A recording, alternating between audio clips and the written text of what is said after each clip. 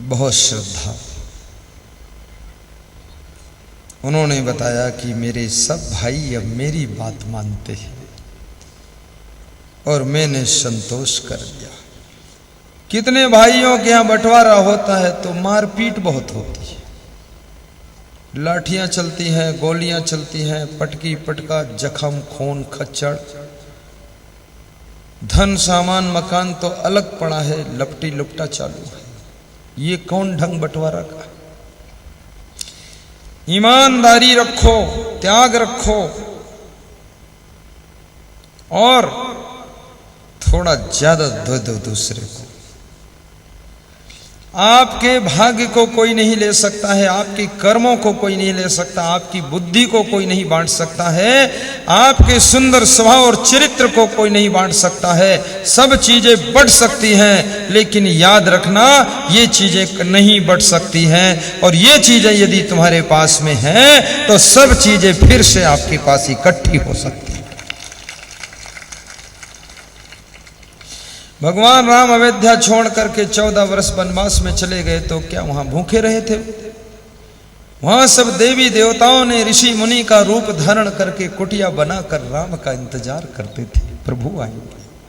और कंदमूल फल सब पहले से साफ करके धोकर रेडी करके कुश की चटाई बिछाकर राम की प्रतीक्षा करते थे।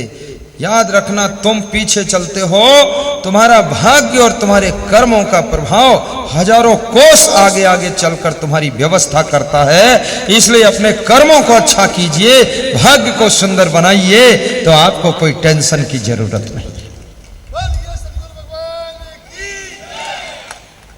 धन्यवाद मुन्नालाल सेंगर जी। कल तो जय बोले नहीं थे, आज बोले हैं। ये मुख्य यजमान है। साधु बन जाओ, वहां भी कर्म, भाग्य, स्वभाव, चरित्र का प्रभाव रहता है। एक साधु नदी किनारे बैठा था ध्यान में। कोई सेठ गंगा जी में स्नान करने आया। साधु आंखें मूंदे था, उसको देखकर वो चला गया। घर जाकर नौकर से कहा, एक महान संत बैठा है, जाओ उसको भोजन देकर आओ। थाल में ढांक करके खीर, पूड़ी, सब्जी, चावल, दाल सब पहुंचाया।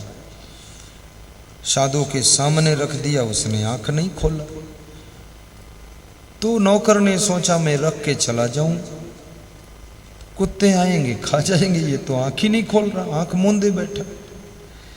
तो इसका पैर हिलाऊं, क्या करूं? और पैर हिलाऊं कहीं नाराज ना हो जाए, क्योंकि जो लोग आंख मूंदते ना, उनसे डर बहुत लगता है कि इनको छूना भी खतरनाक हो सकता है। ज्यादा कोई शांत बैठा हो ना तो उससे बहुत डर लगता है। थोड़ा मुस्कुराता हो तो चाहे टांग हिला दो कि चाहे हाथ हिला दो, बन सकता। लेकिन बहुत गुम सुम गंभीर सीरियस बैठा है, शांत, तो उसको छूने में भी खतरा है। तो उसने सोचा अब कोई उपाय नहीं है, तो दूर जा करके बोला, जय हो महात्मा की, जय हो महात्मा की, धन्य हो महात्मा की। तो उसकी नींद टूट गई, आंख खुली। बोले क्या बात? महाराज आपके लिए प्रसाद आया है, लीजिए। बोले थाली खोलो। खोला, देखा, अरे बोले ये क्या लाए हो तुम? ये तो सब हम घर से छोड़कर यही आए हैं। घर में भी मैं हलवा पूड़ी खाता था, दाल चावल सब्जी खाता था, ये तो वही सब है। बोले अब जो हो मुझे नहीं पता, लेकिन सेठ जी ने भिजवाया है। तो उसने प्रेम से भोग लगाया। जितना खाना था अलग ले लिया। जितना खाना हो उतना अलग ले लेना चाहिए, पूरा जूठा नहीं करना चाहिए। ध्यान रखना, कितने लोग पूरा जूठा कर देते हैं। और फिर आजकल का स्टैंडिंग भोजन, अगर 2000 लोग खाएं तो 2000 आदमी 2000 जूठ खाते हैं। वही हम सब छिया छापट बचावत, और उसको कहते हैं बफर। बफर कहते हैं, बफर, बफर बोल, बफर है। सब गंदे हाथ छूते हैं, कोई जूठे हाथ हम अपने हाथ एक जूठन वह गिरावत है। खाते तो हाथ से हैं, वहाँ जूठन लग और वह हाथ से चिमचा छुई के फिर परसत, तो वहाँ जूठन गिराई दी और दूसर तीसरे गिराई दे, तीसरे चौथे गिराई दे, सब जूठ अनूठ खाते। ये सब गंदी बात, इस तरह मत खाओ। परसने वाला अलग होना चाहिए, अब खाने वाले अलग होना चाहिए। भले जाकर वहीं ले लो। तो लोग कहते हैं बैठ के खिलाओ तो इतना परसी को। तो मैं तो ये देखता हूँ, मेरे बचपन में बारातों में खिलाया जाता था तो एक आदमी 400 आदमी को रोटी पूरी कर देता था, सर सर सर सर। आजकल के इतने लोग आलसी है कि रोटी परोसब तो कठिन है, रोटी का तसला द्याखब महंगा उनका है, बहुत आलसी। अरे थोड़ी अपने हाथ से सेवा करो, वो प्रेम कुछ अलग था। सफाई शुद्धता, झूठा मत करो। तो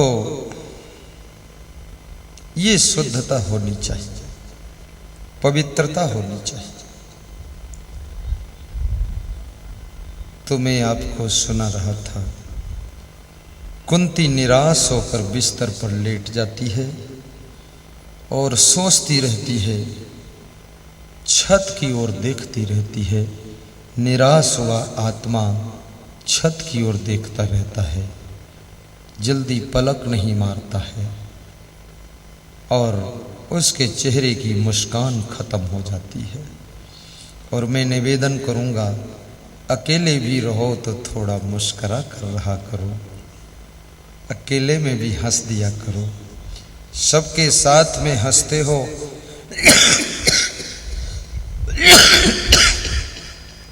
ये हंसी आपकी प्योर हंसी नहीं है, ये साझे की हंसी। अकेले में भी खुश रहो, मन गदगद रहे।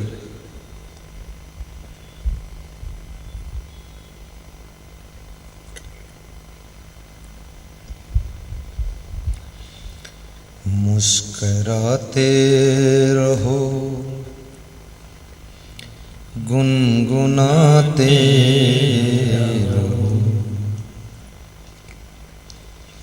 मुस्कराते रहो, गुनगुनाते रहो।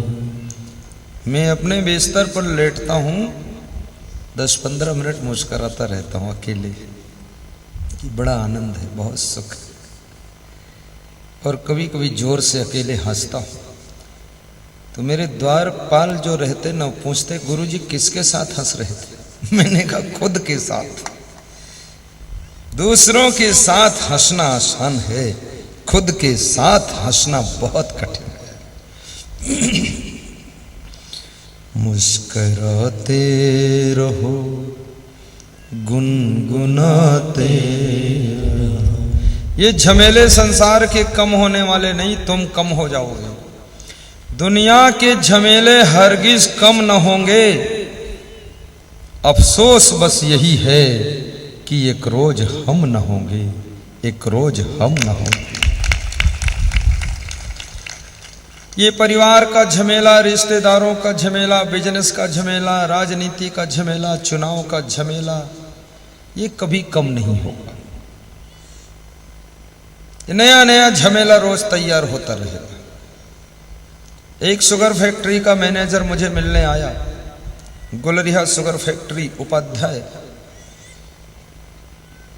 2 ही लोग थे, तो मैं कमरे में सत्संग सुना रहा था, हंस हंस के उनको, वो भी बहुत हंसते थे।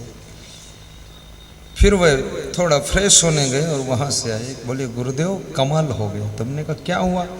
बोले दिल्ली से लड़के का फोन आया। तुमने कहा फिर क्या हुआ? बोले लड़का फेल हो गया। बोली 1 घंटा आप एक साथ हंसेन और बुरी तरह फंसेन, और लड़का होगा फेल और खत्म होगा खेल। तो फिर कहीं टेंशन खत्म है, फेल हो चाहे पास हो। तो हमने कहा चिंता मत करो, अगली बार आपका लड़का निकल जाएगा, दोबारा फिर उसी में पढ़ने दो।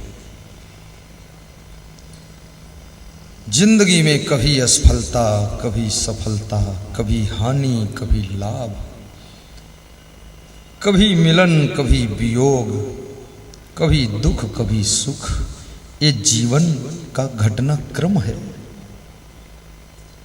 कभी गर्मी कभी सर्दी, ये कुदरत के नजारे हैं। प्यासे वही भी रह जाते जो दरिया के किनारे हैं, जो दरिया के किनारे हैं।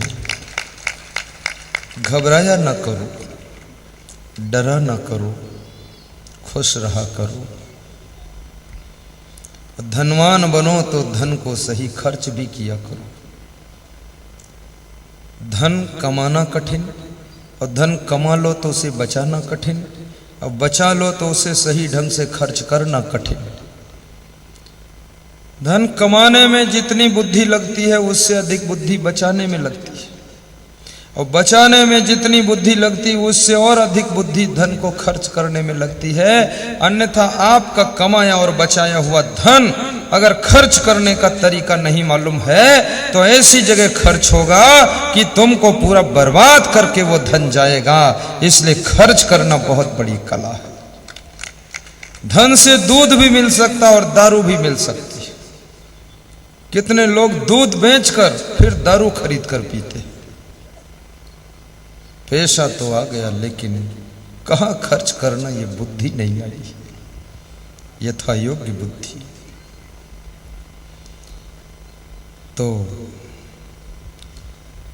कुंती का मन दुखी है। भीम का प्रवेश होता है। भीम को भूख बहुत लगती है। भीम कहते हैं माँ भोजन दीजिए। माँ कुछ बोलती नहीं।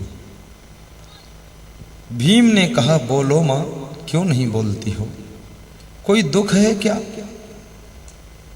हम जैसे आपके गदाधारी पुत्र हैं, हाथी जैसा बल रखने वाले, और उसकी माँ निराश हो, दुखी हो, बड़ी शर्म की बात है।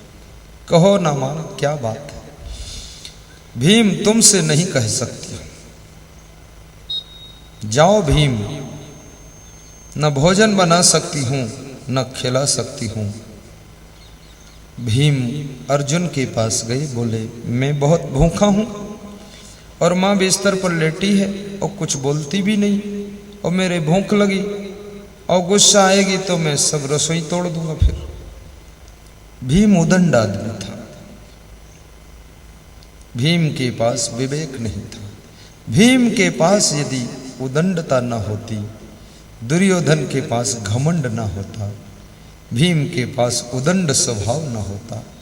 उदंड और घमंड ये दोनों के कारण महाभारत हो रहा है। याद रखना, उदंडी और घमंडी न बनना। कितने लोगों में दोनों चीजें एक ही आदमी में होती। एक ही आदमी उदंडी भी और घमंडी भी, तो चकनाचूर हो जाओगे। अर्जुन कहते हैं भीम नाराज ना हो, मैं मां से जाकर पूछता हूं बात क्या है। अर्जुन आते हैं, मां से कहते मां आज भोजन क्यों नहीं बनाया? मेरा भाई भीम बहुत भूखा है। मैं तो भूख को सह सकता हूं, लेकिन भीम को तुम जानती हो, ये भूखा नहीं रह सकता है। कितने लोगों को बहुत भूख लगती है। कितने लोगों के पेट में भस्मक रोग है, जो खाते सब भस्म हो जाता है, और दिन में 6 बार खाते हैं सब हजम, भस्मासुर हैं पूरे। भीम भूख से विह्वल हैं। चलो माँ भोजन बनाओ। कुंती ने कहा बेटा आज बहुत बड़ा दुख है। देवी मंदिर में आकाशवाणी हुई है कि कुंती और गांधारी दोनों में से जो कल सवेरे प्रातः काल ब्रह्म मुहूर्त में देवी के मंदिर में 5 स्वर्ण मुद्रा भेंट करेगा, उसका बालक, उसका बेटा राजा बनेगा। गांधारी के पास में तो इंतजाम है, लेकिन मेरे पास सोने के फूल कहां से आएंगे? अरे माँ, ये छोटी सी बात, इतना दुख तुमको हुआ, इतनी निराशा। आप भोजन बनाइए, हलवा पूड़ी खीर बनाइए। 5 फूल चाहिए ना? बोले हाँ 5। बोले इससे ज्यादा हो जाए तो? बोले तो फिर क्या पूछना। बोले बस ठीक हो जाए, तुम बनाओ भोजन, मेरी जिम्मेदारी है। बोले किस सुनार से लाओ? अरे बोले सुनार उनार की जरूरत नहीं है, ये अर्जुन तुम्हारा बेटा अकेला काफी है। माँ भोजन बनाती है, भीम को खिलाती है, बच्चों को खिलाती है, लेकिन खुद नहीं खाती है, क्योंकि उसको भरोसा नहीं कि वो सोने के फूल का कुछ इंतजाम बन सकेगा। माँ ने रात में पूछा कि अर्जुन फूल आ गए? बोले माँ यहाँ फूल नहीं आ सकते, वहीं देवी के मंदिर पे फूल मिलेंगे, यहाँ फूल आ जाएंगे, तुम ले नहीं जा पाओगे, इतने फूल आने वाले। 4 बजे उठकर सवेरे अर्जुन ने धनुष पर टंकार दिया, गांडीव पर एक बाण छोड़ा, कुबेर की बगिया में बाण जाता है, हजारों सोने के फूल काट कर लाकर देवी के मंदिर पर बरसा देता है। देवी का मंदिर फूलों से ढक जाता है। अर्जुन कहते हैं माँ जाओ पूजा कर दो जाकर, 5 फूल नहीं, देखो जाकर आओ। माँ जाती है, देखती है सब सोने के फूलों से देवी का मंदिर ढका हुआ है। माँ खुश हो जाती, कुंती गदगद हो जाती है और अपना मंत्र वंत्र पढ़ करके पूजा कर देती, वापस लौटती है। रास्ते में गांधारी अपनी सखियों के साथ में, दासियों के साथ में 5 फूल सोने के लेकर के देवी मंदिर में पूजा करने जा रही है। रास्ते में मिलन होता है। गांधारी ने पूछा बहन क्या तुमने पूजा कर दिया? बोले हाँ मैंने कर दिया। फूल कहाँ से आए? मुझे पता नहीं बहन, अर्जुन कहीं से लाए हैं। कितने फूल आए ये भी पता नहीं बहन, देख लो जाकर। जब गांधारी ने जाकर देखा देवी का मंदिर स्वर्ण के फूलों से ढका हुआ है, गांधारी का मन निराशा में डूब गया। तब गांधारी के मुख से एक वचन निकला, सुनने जैसा शब्द निकला।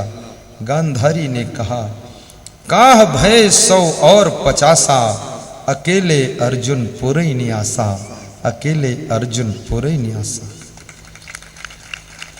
ये मेरे 100 पुत्र होने से भी क्या होता है, कुंती के एक अर्जुन जैसे पुत्र ने अपनी मां की आशा को पूरा कर दिया।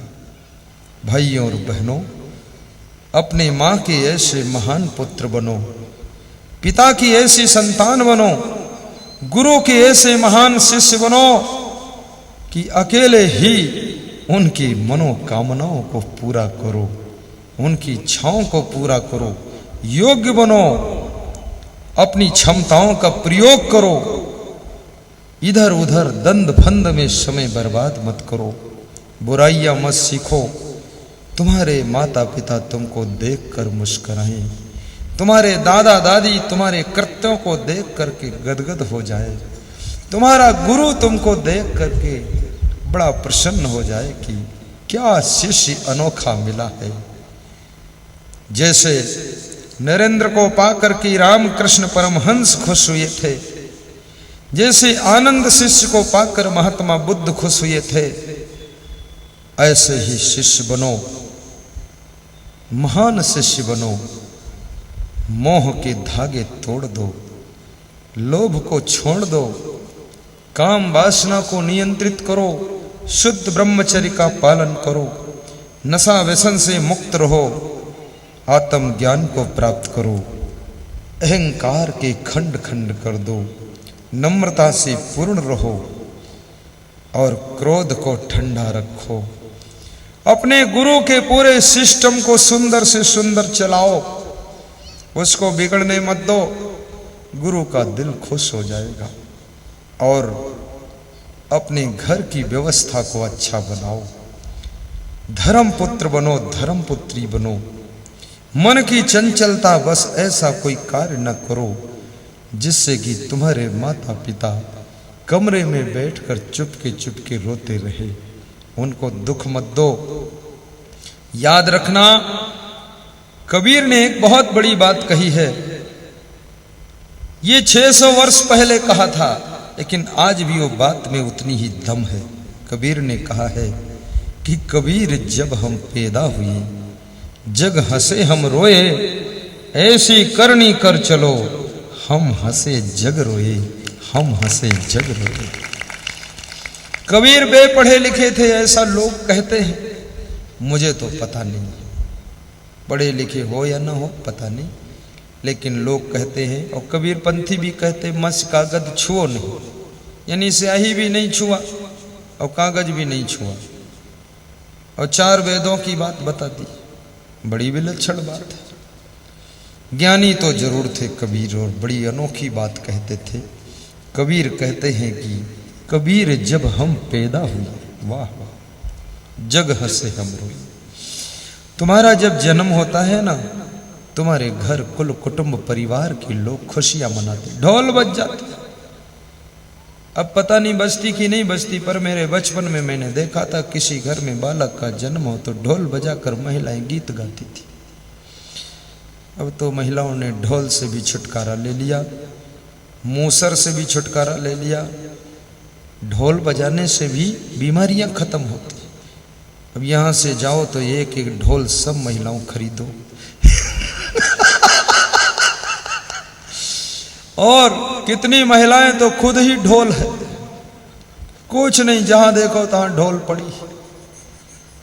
अरे स्ट्रिक्ट रहो, ढीलम ढालम मत रहो, और अपने पति को मंजीरा खरीद कर दो, वो मंजीरा बजाए, तुम ढोल बजाओ, और बेटा हारमोनियम बजाए, और फिर भजन गाओ सुबह शाम। अन्यथा गाली गलौज करोगे सुबह शाम, और क्या हर समय काम करोगे। मिलता है सच्चा सुख केवल गुरुदेव तुम्हारे चरणों में, बस प्रेम मेरा भरपूर रहे भगवान तुम्हारे चरणों में, भगवान तुम्हारे चरणों में। मैं दाहोद में प्रवचन कर रहा था, रात्रिकालीन प्रवचन था। तो रेलवे का अफसर, दाहोद में इंजन बनते लोको कारखाना है, गुजरात का जिला दाहोद। तो वो अफसर माइक में आवाज सुना, उसका निमंत्रण तो नहीं था लेकिन आ गया।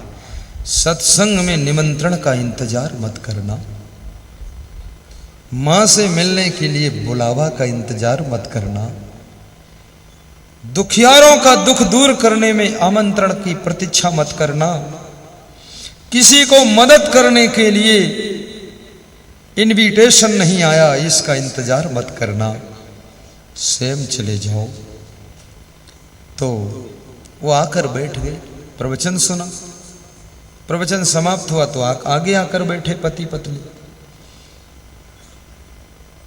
तो बोले कि कल मेरे घर आओ आप। मैंने कहा आपका परिचय? बोले मैं रेलवे का अफसर हूँ, 10,000 कर्मचारी हमारे पास अंडर में काम करते हैं, और ये जो आपके भक्त प्रवचन आपका करा रहे हैं ये मेरे कर्मचारी हैं। मैं बहुत बड़ा अफसर हूँ लेकिन मैं सरल व्यक्ति हूँ, प्रवचन का प्रेमी हूँ, सत्संग। तो मैं टाइम दिया, उनके घर गया। तो वहाँ उन्होंने प्रवचन तो सुना नहीं मेरा बिल्कुल, वो हारमोनियम और तबला और मंजीरा लेकर बैठ गए, ढोल वोल सब। उनकी पत्नी मंजीरा बजा रही थी, वो हारमोनियम बजा रहे थे, और उनका बेटा तबला बजाता था। और एक भजन सुनाया उन्होंने मुझको, अब सौंप दिया इस जीवन का सब भार तुम्हारे हाथों में, हे जीत तुम्हारे हाथों में है हार तुम्हारे हाथों में, ऐसा गाया। और रोने लगे तीनों, पति पत्नी और बेटा। तो हमारे साथ जो 25-30 गए थे साथ में भक्त लोग, वो भी सब रोने लगे। तो हम ही बचे, तो हमने कहा हम भी रो देते हैं। तो थोड़ा मैं भी कपड़ा लेकर आंसू, क्योंकि दिल द्रवित हो गया। तो हमने कहा बस अब मत गाना, ठीक हो गया। बोले नहीं नहीं, अभी तो मेरी वाइफ का भजन बाकी है। तो हमने कहा हस्बैंड में तो इतना रोना हुआ है। बोले वाइफ जब गाएगी तो रोना धोना सब हो जाएगा, देखना आप क्या होने वाला है। और वाइफ ने जब गाया है, मोहि लागी लगन गुरु चरणन की, सब फिर बहुत रोए। तो हमने कहा अब बस मत गाओ। बोले अभी तो बेटे का बाकी ही है। तो बेटे ने फिर स्टार्ट किया, उसने जब गाया है बेटे ने, सब बहुत रोए, हम भी रो लिए, संत भी हमारे निसस निसस कर रो लिए। हमने कहा अब रहने दो। बोले अब प्रवचन आप मत करो गुरुदेव, जिस भक्ति में रोना नहीं है, जिस भक्ति में आंसू नहीं है, जिस भक्ति में करुणा नहीं है, वो भक्ति की नदी सूख गई है। भक्ति तो करुणावान होती है, इसलिए दिल द्रवित होना चाहिए। और हम बहुत बड़े भक्त हैं, बहुत रोए। रात में फिर सत्संग हुआ तो सत्संग में आए।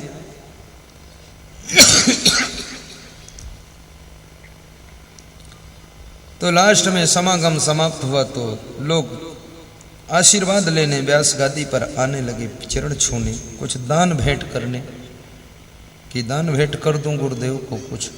तो एक आदमी ऐसा आया जो मस्तक झुका दिया, फिर उठाया ही नहीं। 1 मिनट हो गया, 2 मिनट हो गया, 5 मिनट हो गया, वो झुका दिया, तब लाइन रुक गई। तो किसी ने कहा भाई इसको हटाओ, ये आदमी कब हटेगा?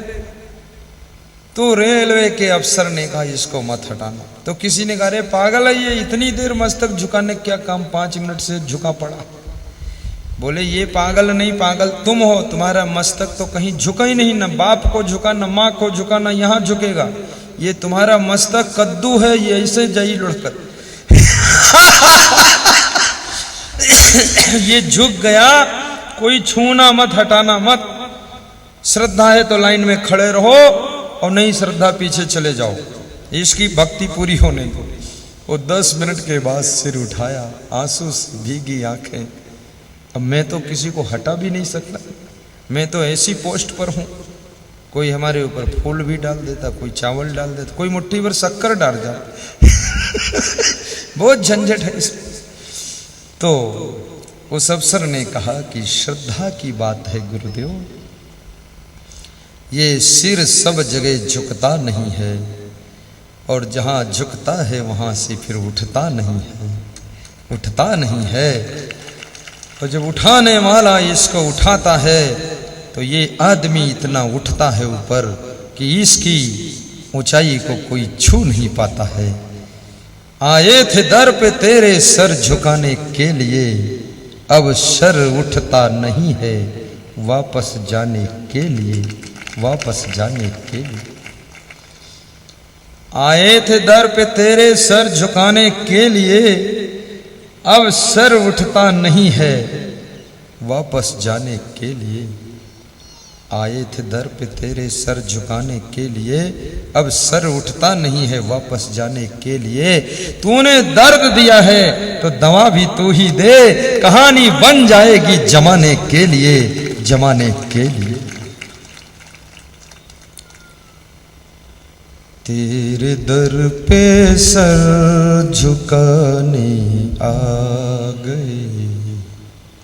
आज दिवाली है, अपने घर में दीपक जलाना जी, अपने माता पिता को बिठाना कुर्सी पर, दादा दादी को थोड़ा उनकी आरती भी उतार लेना, उनको एक माला पहना लेना, पैर छू लेना कि धन्य हो माता पिता, धन्या माता पिता, धन्यो गोत्रम, धन्यम कुलोद्भवा, धन्या चा वसुधा देवी यत्र शाद गुरु भक्तता।